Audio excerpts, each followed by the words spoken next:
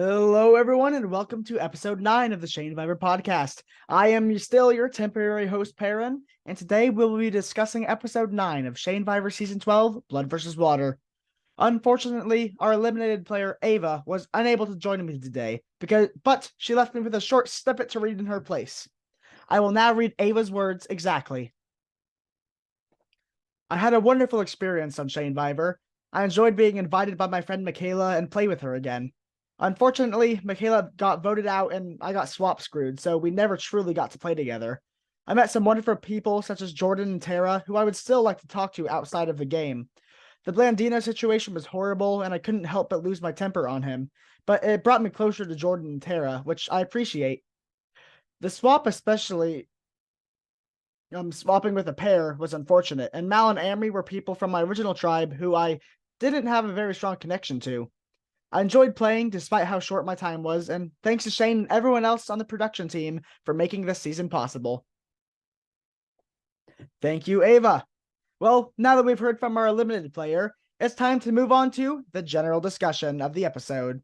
And joining me today is two-time Shanevivor player, co-host, and season 6 winner. You guessed it, it is finally Nicole time.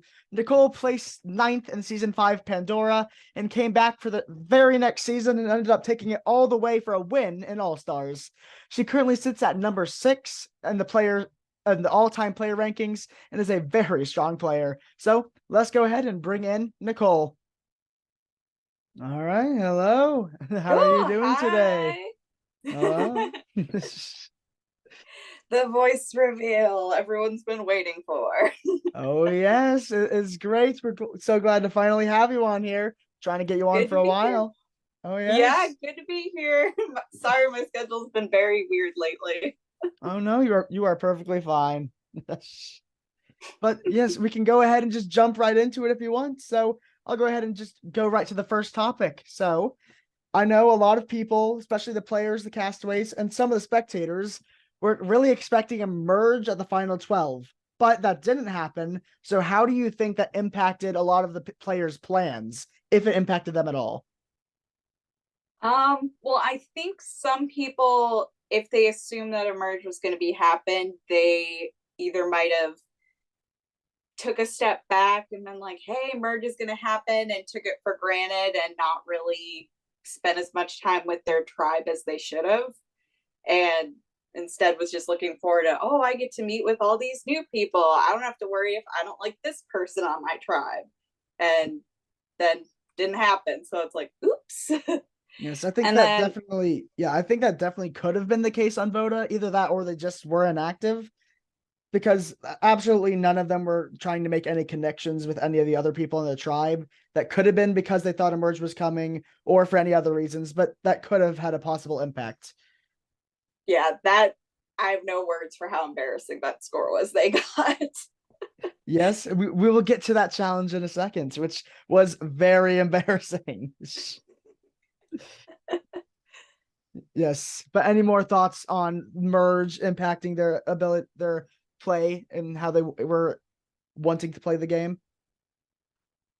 Some people I feel like if they assumed the merge was already coming, they might have been gearing up a little too hard. I know we've talked about some of the returning players playing a little bit too hard right off the bat, right out of the gate, instead of just, trying to be a little more under the radar and go into it. So if they assumed a merge was coming, they might have been like, ooh, time for me to start stepping up and maybe talking more, making some big moves. And it's like, no, you guys are going a little too hard on the gas pedal. This is why so many of you are gone. Yes, for sure. Yes, which it's a great thing that you brought up that Voda's embarrassing performance at the challenge, because that's exactly where we're going to next is Mal throwing the challenge in order to vote out Ava. Do you think Yep. that this was a good call from Mal or a bad call? What is your opinion? I mean, it's hard to say. It seemed like Ava was a pretty easy vote out, so didn't seem like there was any too big controversies with that. And going into the merge, I would say probably the only tribe that would probably have had a really hard time if they did have to go to tribal was obviously our returnees. the red tribe, they would have had a really hard time if they had to go to tribal yet again before a merge. So I think with Voda being as up in numbers as they are, and with Ava being as easy of a vote as she was, I don't think it'll cause too many ripples. Yes, and yeah, I am very happy that Kurvali was able to avoid losing 3 tribals in a row, because I want to see Ginger and Lazy and Sparky all play a lot further into this game. I don't want to see any 3 of them go pre-merge. That would suck. Same. And I'm so happy Ginger finally made merge. Woo! Party, party for Ginger. Yes. Yes. Okay, but back to Mal throwing. The way I'm conflicted on whether it was actually the right idea. Because yes, Ava is definitely the bottom person on that tribe, and I think everyone knew it, including Ava. But Ava is a potential ally for Mal. Like, even on that tribal, Ava went to Mal to say, "Hey, what in the world is the plan here?" So, and Ava is another person who doesn't have their partner. Like, Michaela was voted out a long time ago, so Ava doesn't have that many people to go to. So I'm conflicted but it obviously strengthens Mal's bonds with Aiden and Amory having another vote under their belt, and it protects the people in other tribes that Mal may want to work with. So I think it has its pluses and benefits on both sides.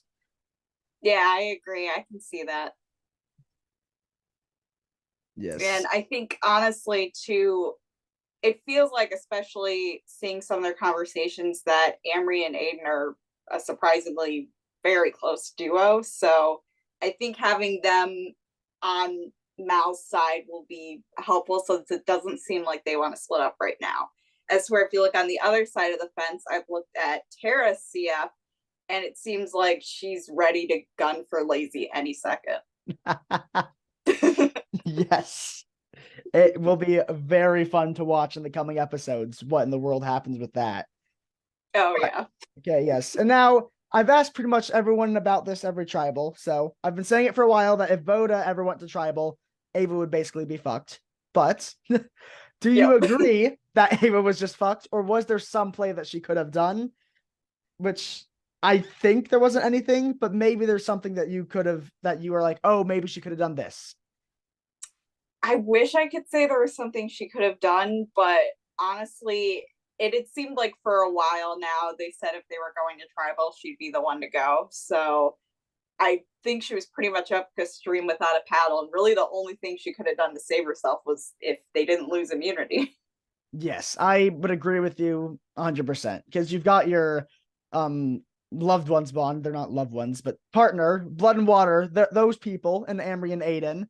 And then Yep. Mal is very tight with Amory and Aiden. So yes, I don't think Ava had any play there other than A, winning the challenge, which is obviously the first step, unless you're Mal and throwing it.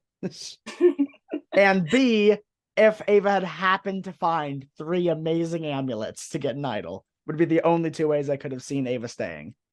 Yep. Yes, but without any of those, I agree that there was absolutely no way she was going to survive. Yep. And sadly too, 2 of the amulets were already gone, so there's only 1 left. So Yes, so nothing you can stuck do. in an impossible situation. Although Ava, I think she knew the spot she was in and she didn't help in the challenge at all. Although she did say that she was busy. I forget exactly what she said she was busy doing, but she was busy. But I don't know. I still feel like if she knew that she was on the bottom, then maybe she could have put more effort in the challenge and maybe won. But I don't know. I forget what she was busy doing. Maybe it was important. And then if it was important, and then that takes priority over orgs. You do you, Ava. Yeah, for sure.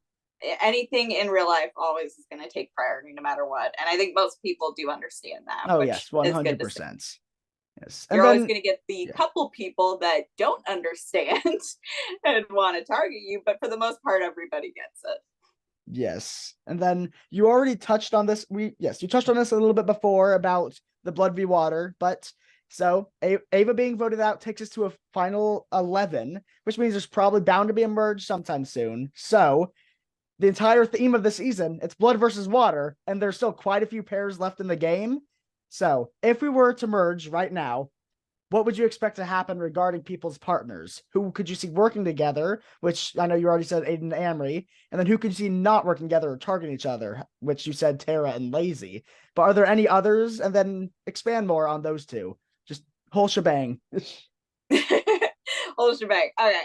So I'll expand on them first before I go into anybody else. So basically, Amory and Aiden have gone into this, and it seems like they've been willing to put in the hard work and work together right from the get-go, even with the blood trials. Aiden started off, but then Amory just kind of she went insane and she got the amulet.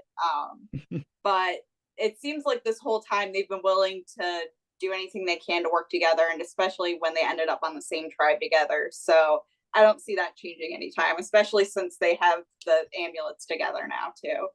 Yes. So Aiden and Amory sticking together. Next. Tara and Lazy. Okay, so Lazy has admitted in the CF that he knows Tara is a pretty hardcore player, a pretty good player. So he is at least aware that Tara is going to be a threat going forward into the merge. So hopefully he keeps on that and doesn't slide back and realize that, oh, maybe Tara will work with me. Because as of now, Tara, it seems like, doesn't really want to work with Lazy. It seems like Tara is ready to gun for Lazy, because some of the things that Tara has said in her CF, such as like, oh, I know how to manipulate Lazy, or I've done this in other orgs, so I know how they work and how they operate, and I wonder how well I can control them here. So that's not going to be a very good partnership whatsoever. Yes. And I think another thing that I know Lazy for sure said this, but I think they both have at some point this season. They both said that they know that neither of the other person wants to take them to the final tribal council. I think they've both said that in their confessionals. So the fact that they both know that the other person does not want to fully work with them, I think that's going to be very interesting. Oh, yeah, for sure. Yes. Okay. So, boom. That's Lazy and Tara. Maybe working together, but we'll definitely turn on each other sometime. Who else is left? I don't even know. Let's see. It's mostly singles I know left, I think, at this point. Yeah, I think it's mostly singles. I think everybody else's partner is out. Yeah, Michaela Ava gone, Daniel Jack both gone, Greenbite Blandino both gone. Jordan is alone. Essence and Mal. That is a powerful one. That's who I was forgetting about. Okay, I was like, there's gotta be one more pairing. Okay. So as far as Essence and Mal, that one is, I think, kind of up in the air. Neither one of them have really expanded on their partnership too much. It's mostly been talk about like getting through on the tribes they're on right now and who they're working with, hopefully in the future on their tribes come merge. So I don't really know how they're going to work together. I mean, I haven't seen Mal play, but I know Essence is a pretty hardcore player, and sometimes Essence can go a little overboard, so that could be a hindrance or not. So she might go a little overboard and dump her partner, or might go a little overboard and bring her partner with her. I think they're kind of up in the air right now. Yes, and I think that, yes, as I said before, I think that's a very strong duo because Essence is a great player. I haven't seen actually either of them play before, but just from watching this season, I think Essence is an amazing player. I thought they were overplaying a little bit in the beginning, but they were able to recover, and now they're in a great spot, in my opinion. And then Mal, was, I think, they were by far, I think, the most active person on Voda. They were doing the most, I think, with Amory as a close second. But I think Mal is definitely another big target, or just a big name in this season. So both of them, if they work together, that could definitely be a powerhouse. Oh, I agree. I'd love to see them work together. And I will say I do love Mal's CF. Seems like a total sweetheart. So I'd be happy to kind of see their little yin and yang working together. Yes. And there is one more pair. We have Ginger and Barnaby. Oh, I forgot they were paired up. So did I. Sorry, Ginger. Um, so with them, I don't know about Barnaby, but I think Ginger would probably want to work with him just so Ginger could have more allies.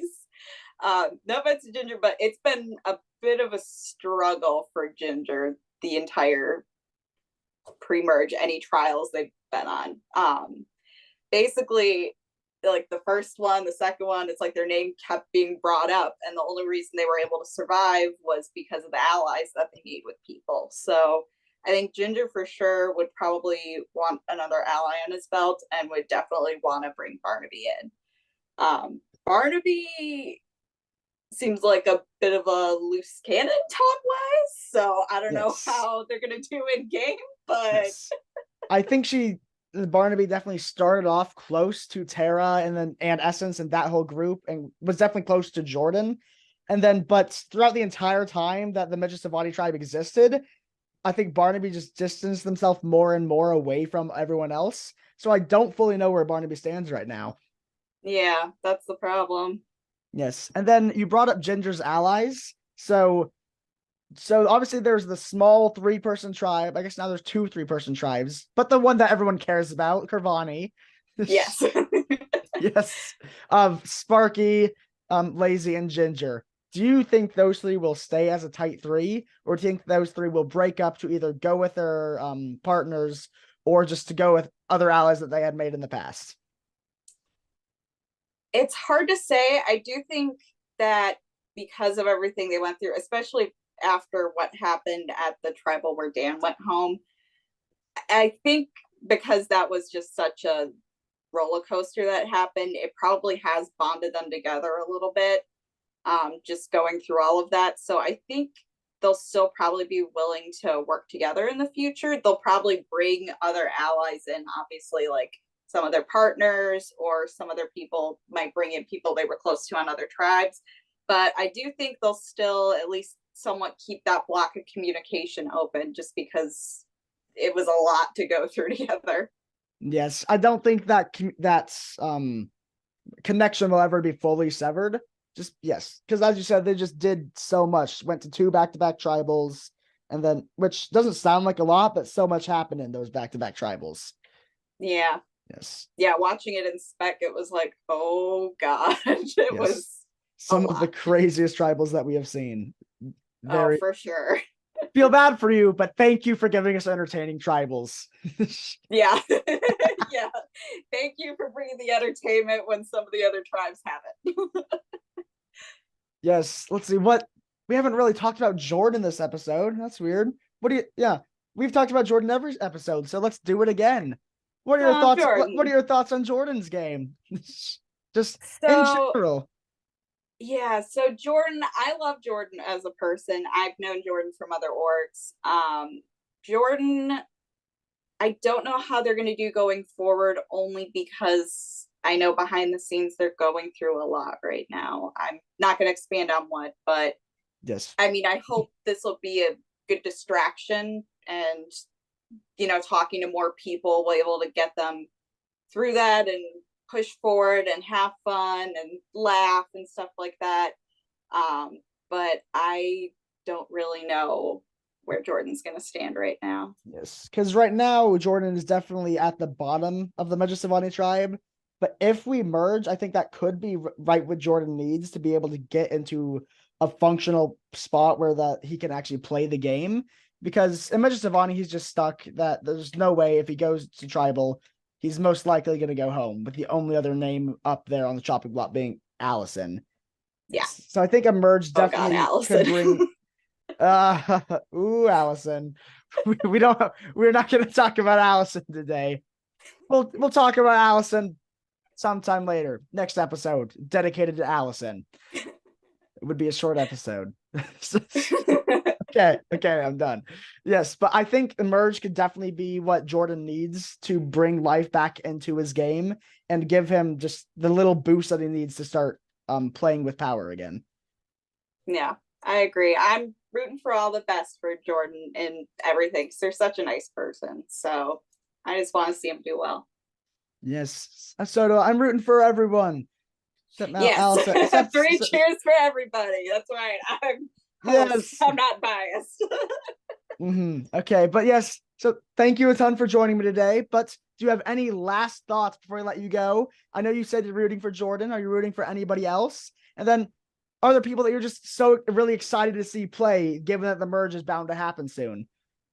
Obviously, I'm really close to Lazy and Aiden, given that I've been with Lazy for a while now, and Aiden is my eyes and ears whenever I'm away. So obviously, I'm super excited that they're getting to the merge, and I think they've both been holding their own lately.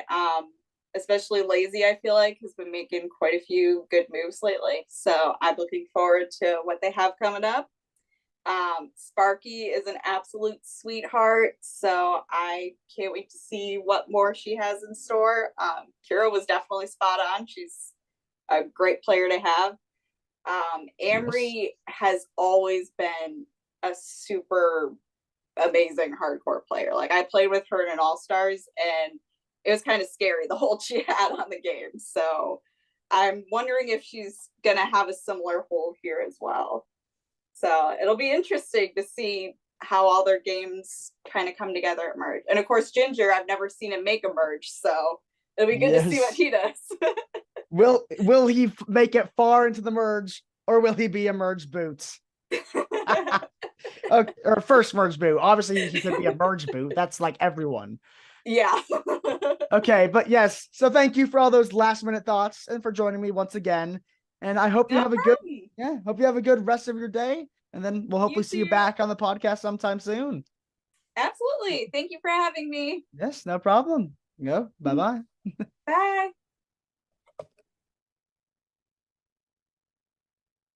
All right.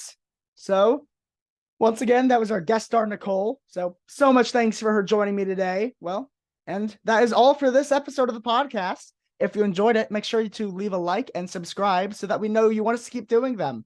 And tune in next time where you'll find out if they finally get to a freaking merge. Bye now.